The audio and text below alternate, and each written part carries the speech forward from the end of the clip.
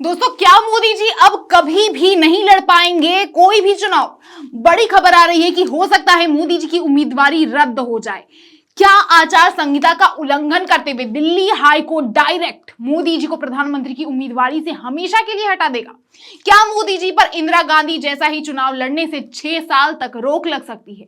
क्या है पूरा मामला, बताएंगे आपको विस्तार से इस वीडियो में, तो जुड़े रहिएगा दोस्तों। मोदी जी के खिलाफ आचार संहिता का उल्लंघन करने के लिए याचिका हाईकोर्ट में, दिल्ली हाईकोर्ट में दायर हो चुकी है। दोस्तों, चुनाव से पहले मोदी जी का चुनावी लाइसेंस रद्द हो सकता है, तो वीडियो को पूरा जरूर देखिएगा। लेकिन वीडियो में आगे बढ़ने से पहले देश नीति को सब्सक्राइब जरूर कर लीजिएगा। नमस्कार, स्वागत है आपका देश नीति में।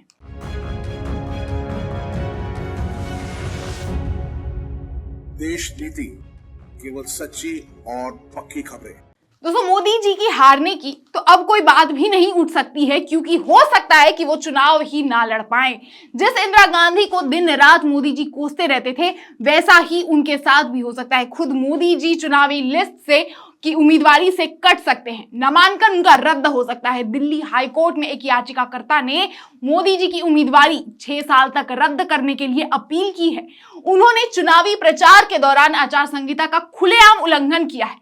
खुलेआम उन्होंने राम के नाम पे वोट मांगा है। खुलेआम उन्होंने हिंदूवादी और धर्म का जिक्र करते हुए जनता को लुभाने की कोशिश की है, जिसके फलस्वरूप दोस्तों अब मोदी जी को हमेशा के लिए सत्ता से हाथ धोना भी पड़ सकता है। जानकारी के लिए बता दें कि याचिका वकील आनंद एस जोंधले ने दायर की है। दिल्ली हाई कोर्ट में याचिका दायर हो चुकी है और अगर दिल्ली हाई कोर्ट ने याचिका स्वीकार कर ली दोस्तों, तो मोदी जी को हमेशा के लिए चुनाव लड़ने पर उन पर रोक लग सकती है। कांग्रेस के घोषणा पत्र में वही सोच झलकती है जो सोच आजादी के आंदोलन के समय मुस्लिम लीग में थी। मोदी जी ने जो हिंदू मुस्लिम चुनावी प्रचार में किया है, उन्हें काफी अब भारी पड़ सकता है दोस्तों।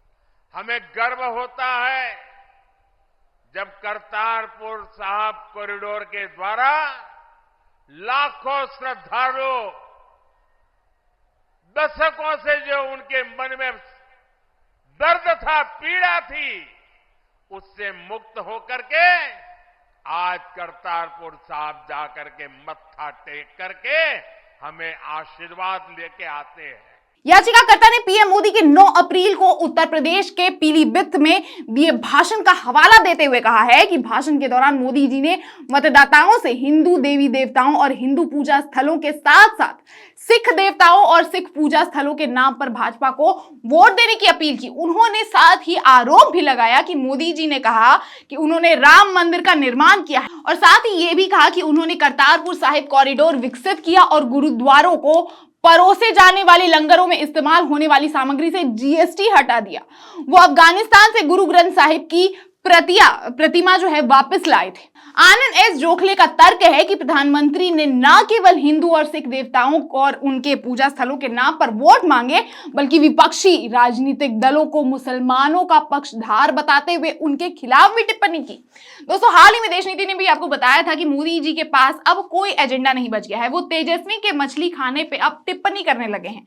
हालांकि बतौर प्रधानमंत्री भी ये कभी सूटेबल नहीं लग सकता, और एक प्रधानमंत्री किसी के खाने पीने पे विरोध जता के वोट मांगे और ऊपर से वो उम्मीदवार भी हैं जिस पर चुनाव से पहले किसी धार्मिक आस्था पर या ऐसी बातों पर वोट मांगने का सख्ती से उल्लंघन किया गया है।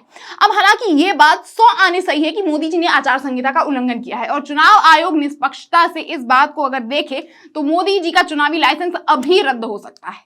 लेकिन उन्होंने इंडियन एयरफोर्स का विमान चुनावी प्रचार में करते हुए आप देख लीजिए कि आचार संहिता का उल्लंघन किया था, जिसके बावजूद चुनाव आयोग ने एयरफोर्स को वार्निंग देके छोड़ दिया। लेकिन दोस्तों, अगर आनंद एस जोखले की याचिका अगर दिल्ली हाईकोर्ट स्वीकार लेता है तो मोदी जी को अभी ही राजनीति से टाटा बाय बाय करना पड़ जाएगा।